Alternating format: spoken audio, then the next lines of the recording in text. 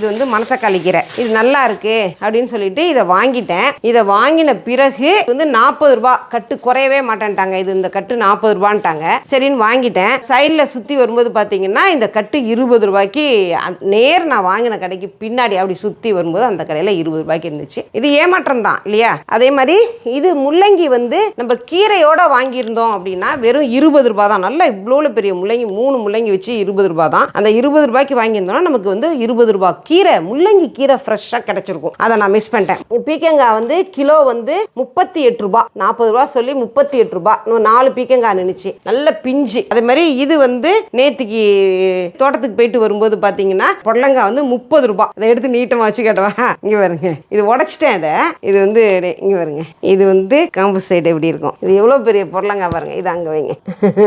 இந்த நாட்டு புடலை ஒரு வீட்டில் காய்ச்சி அங்கே வந்து நான் வாடிக்கையாக வாங்குவேன் அவங்கள்ட்ட. கீரை இதெல்லாம் நல்லாயிருக்கும்.